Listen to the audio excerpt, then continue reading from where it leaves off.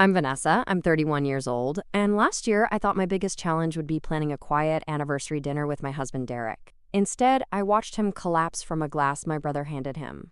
A drink I later found out was laced, not with poison, but with enough of something else to leave Derek hospitalized for days, unable to speak coherently or remember much.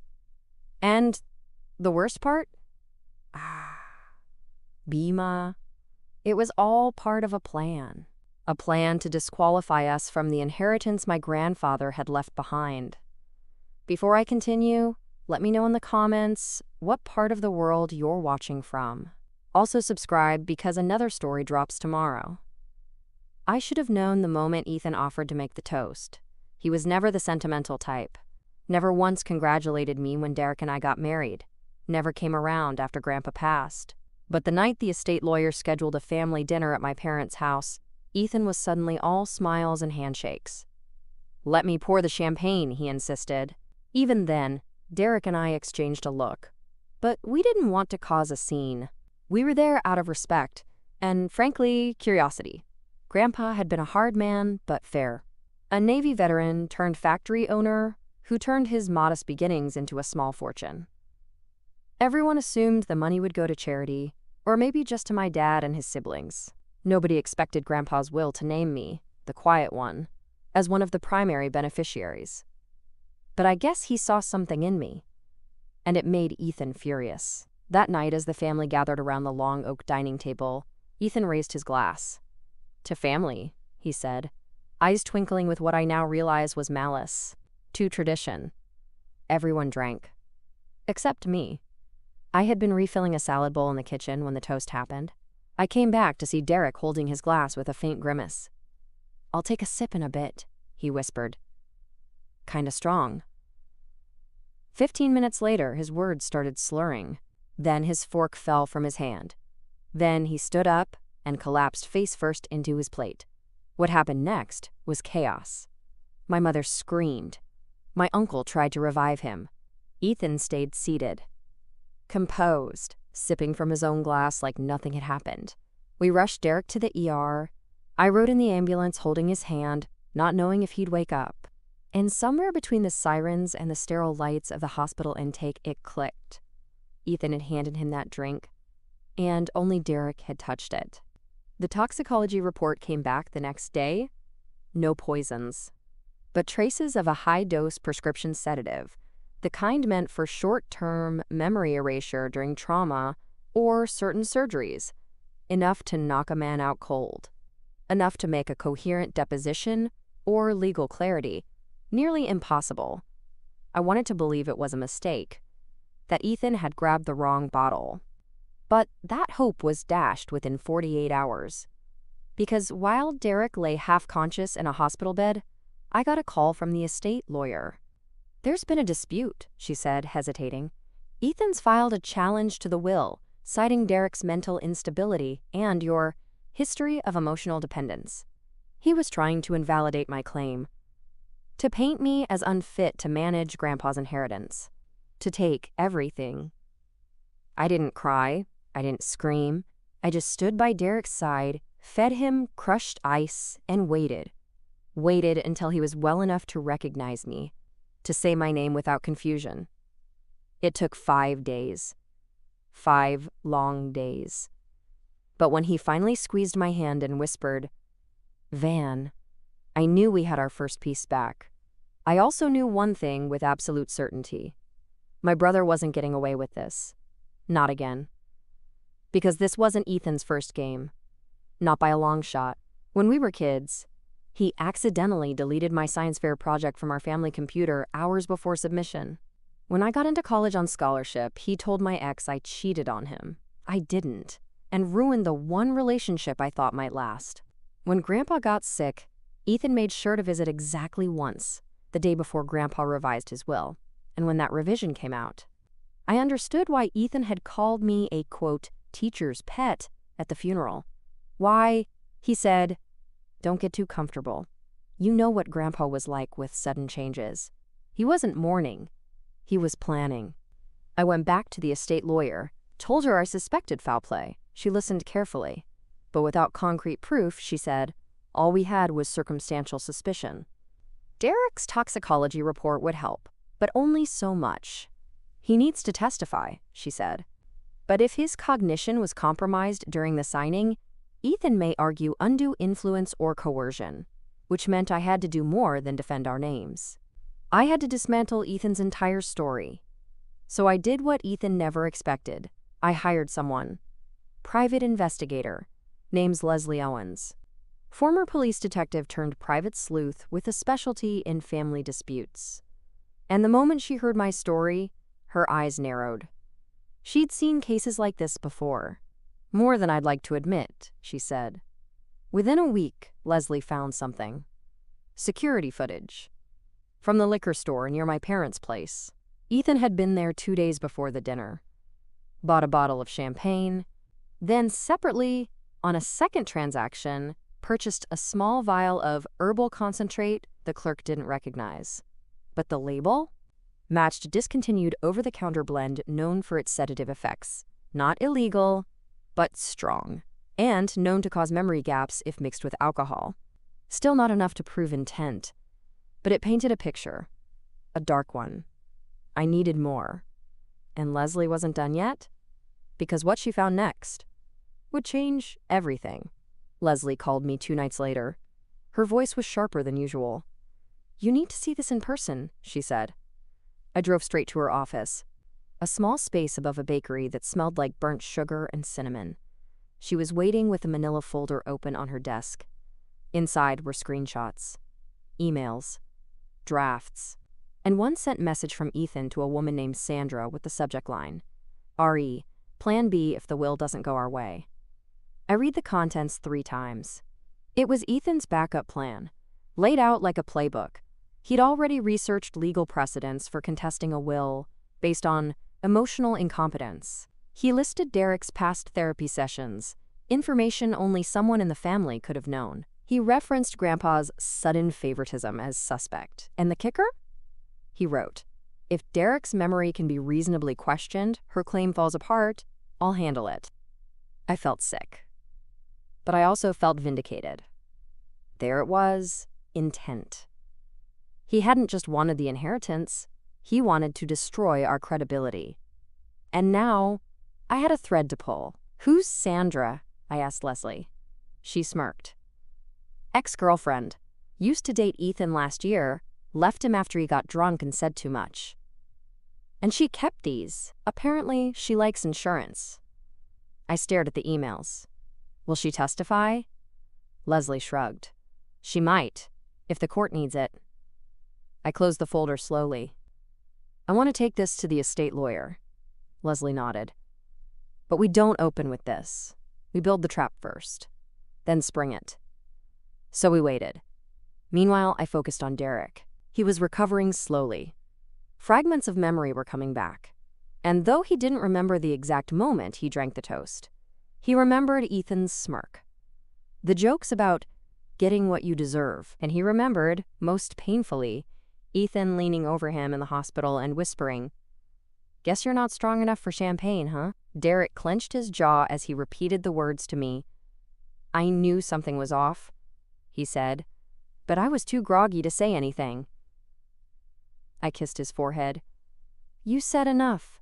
The next family meeting came quickly. Ethan had called it, said it was time to clear the air. The inheritance hearing was approaching fast.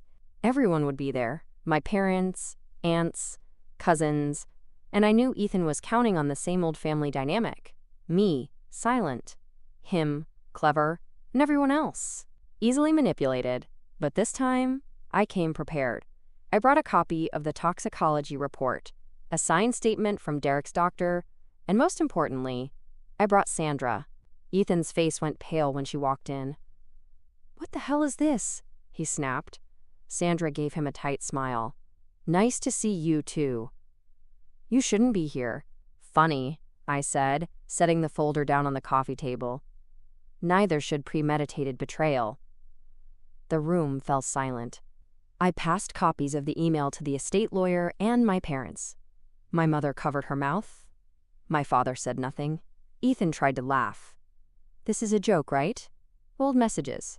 taken out of context. Sandra leaned forward. Would you like me to read the part where you said, even if I have to make him look crazy, I'll get what I'm owed? He glared at her. You said you deleted that. Guess I lied, she replied sweetly. The lawyer cleared her throat. This is serious. Ethan, are you saying you did not attempt to drug Vanessa's husband? I didn't drug anyone.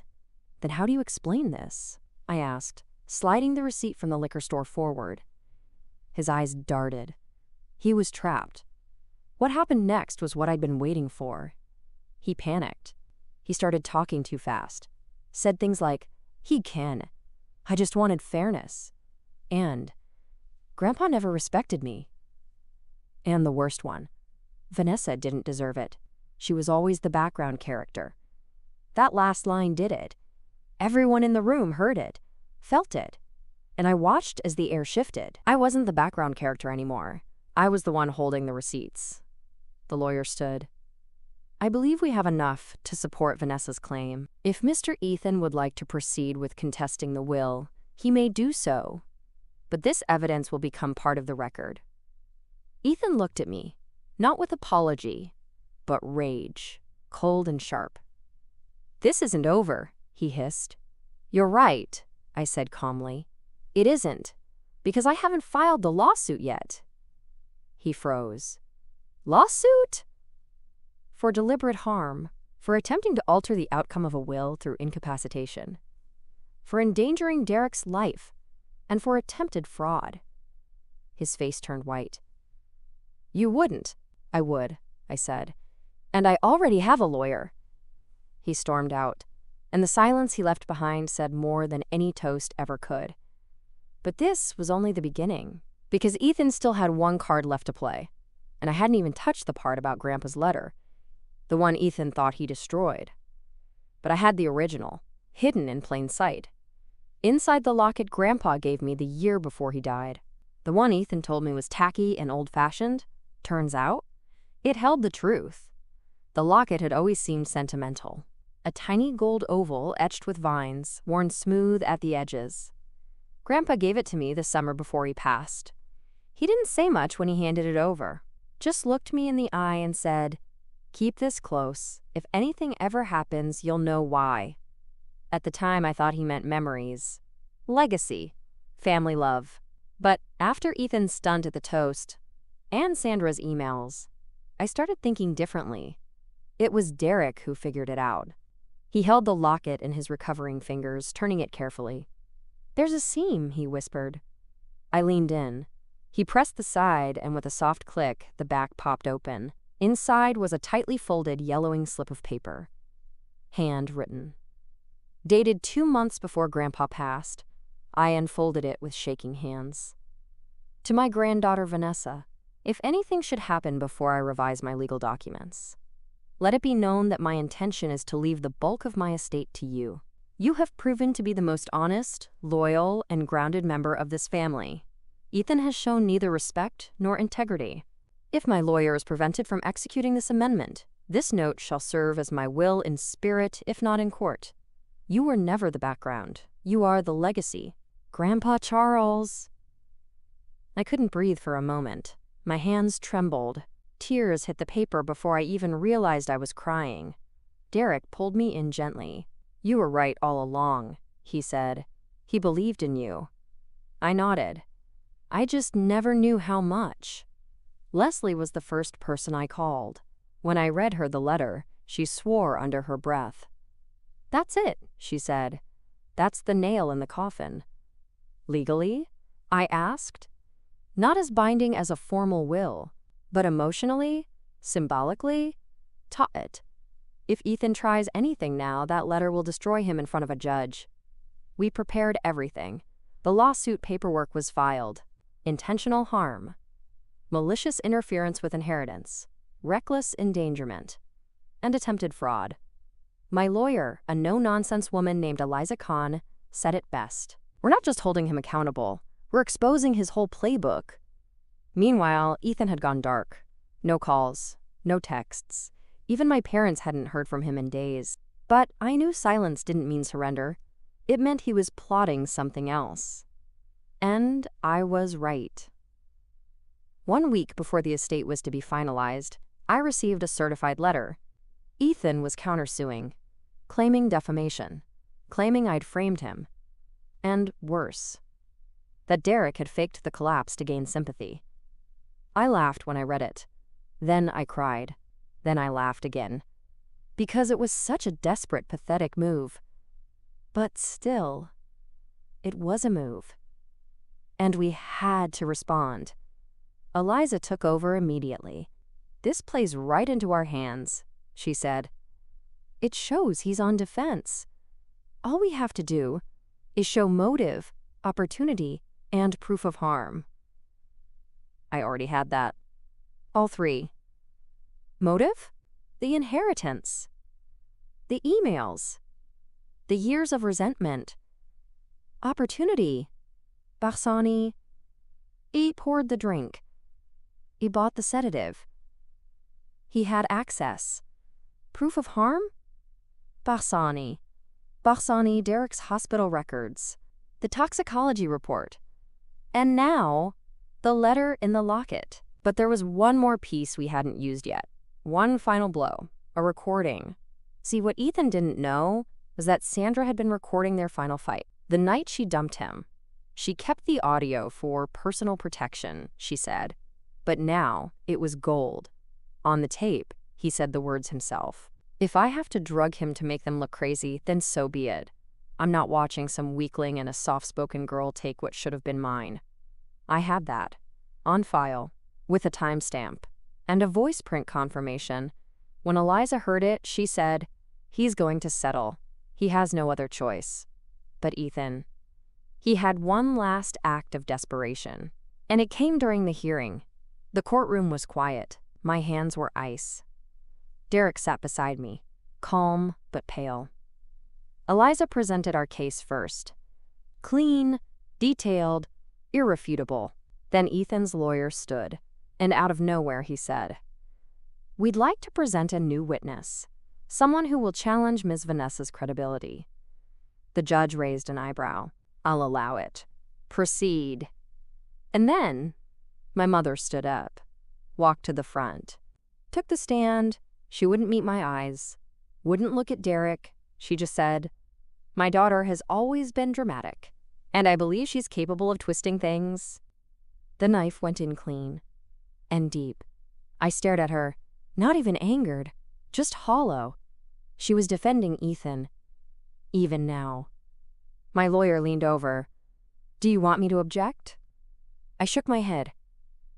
"No, let her speak," because I knew what was coming next, and it would be louder than anything she said.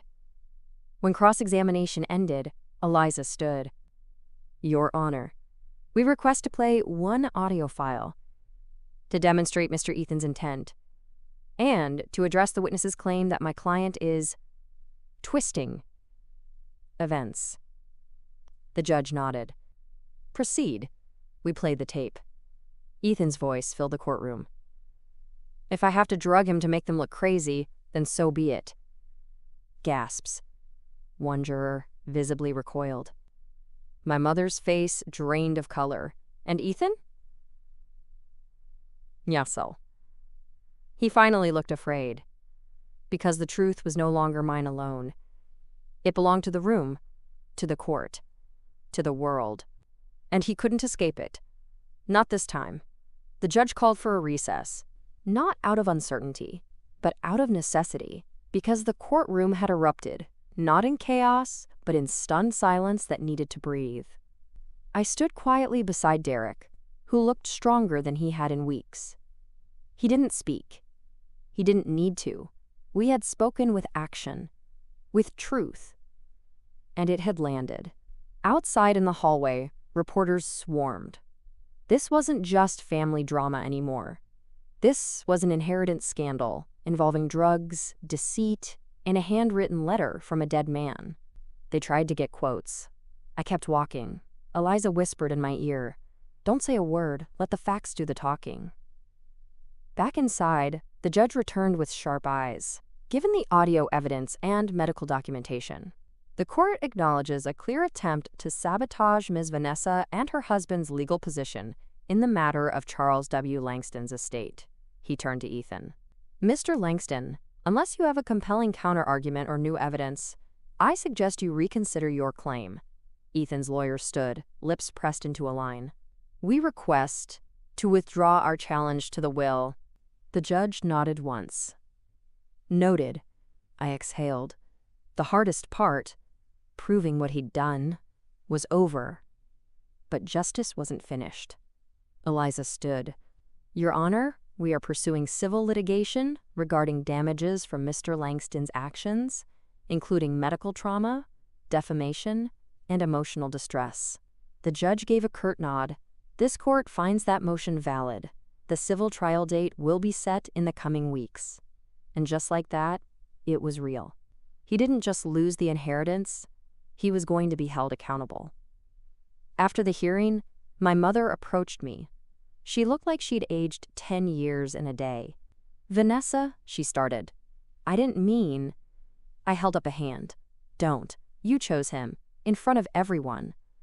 I was trying to protect the family. No, I said quietly. You were trying to protect the illusion. But the truth doesn't need protecting. It just needs to be heard. She started to cry. But for the first time in my life, I didn't offer comfort. Because healing requires truth. And enabling isn't love. It's permission. And I was done giving it. Derek squeezed my hand as we walked out of the courthouse. The sun was warm, but I felt cold. Not from defeat, but from clarity. The kind that strips everything bare. What was left standing? Claire. Me. Us. And the truth. In the days that followed, Ethan's name hit local news. Not because I went to them, but because court documents are public. And someone had leaked the audio. Suddenly, I was getting messages from people who knew him. An old college roommate. A former coworker. Even an ex-professor. All saying versions of the same thing. We always suspected he had a dark side. We just never had proof. Now they did. Sandra disappeared from the spotlight. Smart woman. She'd done her part. But before she left town, she sent me a single message. You did good, V. You stopped him. Not just for you, but for whoever would have been next. I stared at the message for a long time. And that's when it really sank in. This wasn't just about inheritance. Or property. It was about power. About someone like Ethan, thinking he could harm, manipulate, and steal. And still win. But this time, the system had worked. Because I hadn't stayed silent. 2 weeks later, we sat down with Eliza to prep for the civil case. She had a fire in her eyes I hadn't seen before.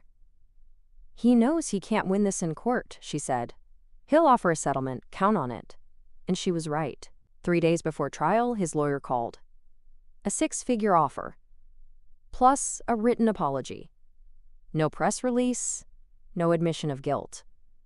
Just enough to make the case go away. Eliza looked at me. It's your call. Derek looked at me. I'll back you no matter what. And me? I thought of Grandpa. Of the locket. Of the toast. Of the sound of my husband's body hitting that dining table. And I said, no, we go to court. Let the world hear it all. The trial was set. It would be public. It would be messy. And it would be the final chapter. Because some things are worth more than money. Like your name. Like your truth. Like making sure no one else has to toast to pain in silence ever again. The civil trial opened on a rainy Monday. Gray skies. Cold drizzle. But I felt steady. Not angry, not afraid. Just ready. The courtroom was smaller this time. Less formal. But the stakes felt just as high. I sat beside Derek, our hands interlocked beneath the table. Eliza laid out our case clearly. Ladies and gentlemen, this is not just about inheritance. It's about harm. Deliberate, targeted harm. She began with Derek's medical report, followed by the toxicology summary, then Sandra's emails. And finally, the audio. By the time Ethan's voice echoed again through the courtroom, If I have to drug him, then so be it. One juror looked visibly ill. Another shook their heads slowly, horrified. Ethan sat with arms crossed, eyes narrowed, jaw clenched. But he didn't deny it. Not once. His defense attorney tried to pivot, called it an emotional overstatement, said Derek might have had an underlying condition, even implied Sandra had edited the recording. But the forensic audio expert we hired dismantled that fast. No alterations. The metadata confirms it was recorded live on the stated date. Next came the witness list. Derek testified. Clear, calm, and deeply human. He described the physical collapse, the hospital confusion, the nightmares that followed. I woke up thinking I'd had a stroke, he told the jury. I couldn't remember my wife's face for 2 days. Then I took the stand. Eliza asked me one question. What was it like watching all of this unfold? I looked at the jury. My brother didn't just hurt my husband. He tried to take everything we were building. Our reputation. Our future. And for what? Money he didn't earn. I paused. He raised a glass and toasted with poison, and now I'm raising something back. Not with venom, but with truth. There were no gasps. Just stillness. The kind that holds weight. The defense offered one last attempt. Ethan's own testimony. It was the worst decision they made. He rambled. Blamed stress. Blamed grief. Blamed me. She always made me feel like nothing, he snapped. Always perfect Vanessa with the degrees and Grandpa's love. Eliza didn't even need to object. He was unraveling himself. The jury deliberated for just under 3 hours. Their verdict: guilty of malicious intent. Liable for damages. Total awarded $425,000. But the money wasn't what made me exhale. It was the judge's closing statement. Mr. Langston, this court finds your actions not only dangerous, but deeply corrosive to the meaning of family. He looked at me. And to Ms. Vanessa and Mr. Derek, this court commends your strength and your commitment to truth over silence. Ethan didn't speak to us as we left, but I noticed the shake in his hands as he signed the paperwork. He looked smaller than I'd ever seen him, not just because he lost, but because he knew. Everyone now knew who he truly was. Outside, the skies had cleared. Derek took a deep breath. You did it, he said. No, I whispered. We did. Back home, we sat in the living room in quiet victory. No confetti, no celebration, just peace. And that was enough. The next day, I got a letter in the mail from my grandfather's lawyer.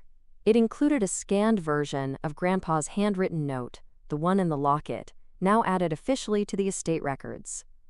Per Miss Vanessa Langston's submission, this personal note has been preserved as part of the legacy file for Charles W. Langston. A small recognition. But it felt like the final word. The rightful end to a twisted story. Only one thing remained. A visit. Back to the cemetery.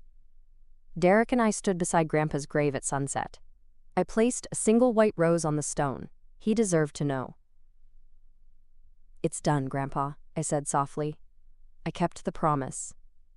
I protected what you left, not just the money, the integrity, the name.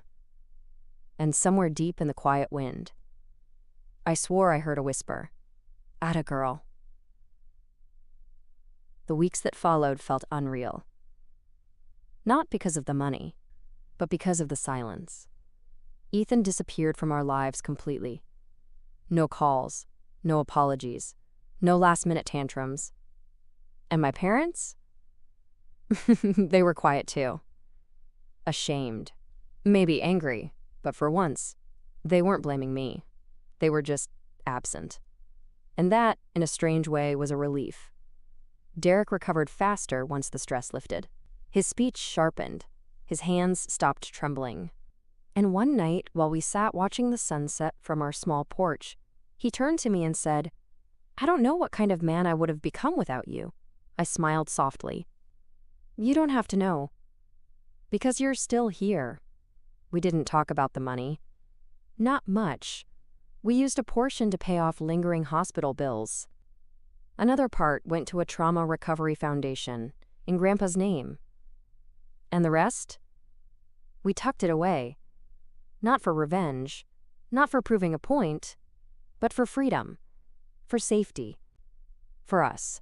Then came the phone call from my father. First time in months.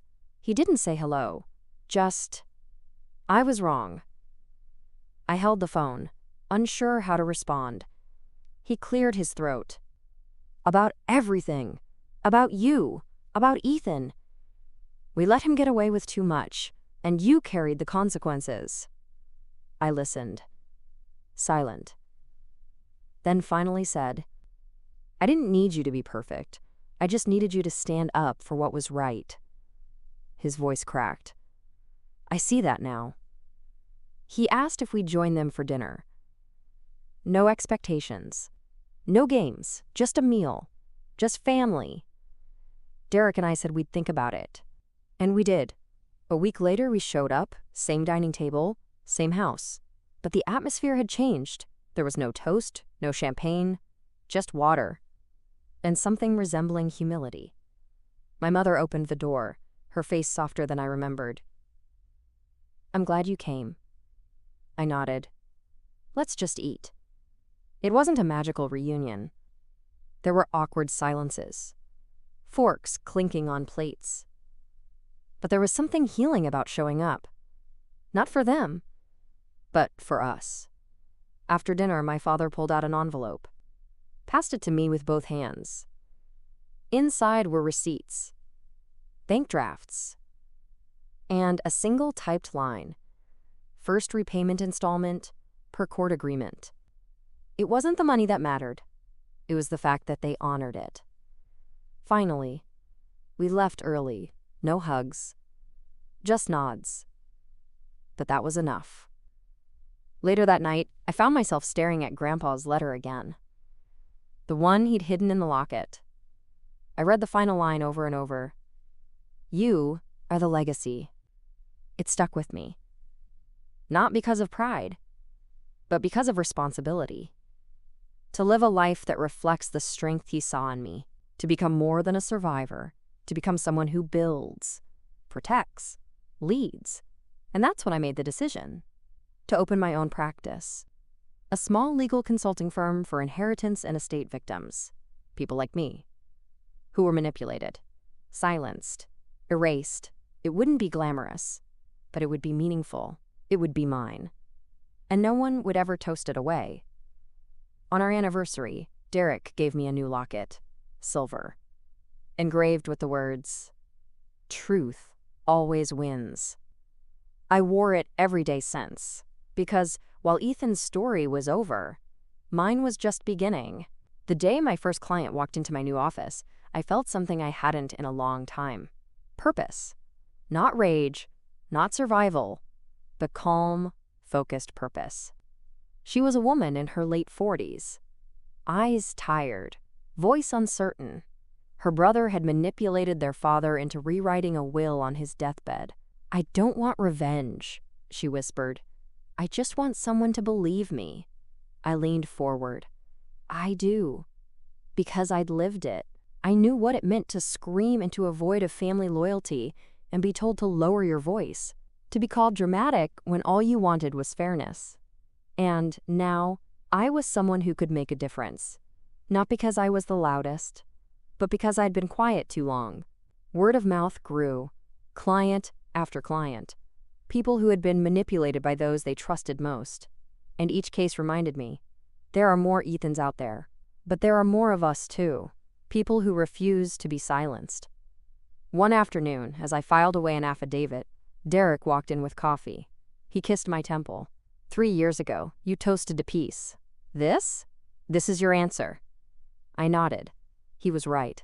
My revenge hadn't come from courtrooms or settlements. It came from building a life on my terms, where my name wasn't just protected, it was empowered. The inheritance money didn't define me, but the battle for it shaped me, taught me boundaries, taught me worth, taught me that even family must be held accountable. And to anyone out there walking that painful line between loyalty and justice, I'll tell you what I learned. You are not selfish for protecting your peace. You are not dramatic for demanding truth. And you are not weak for choosing yourself. If you've ever had a family member twist the truth, steal your voice, or try to rewrite your story, drop your experience in the comments. You are not alone. And if this story resonated with you, subscribe. Because tomorrow, another story drops. And I promise, it's one you won't want to miss.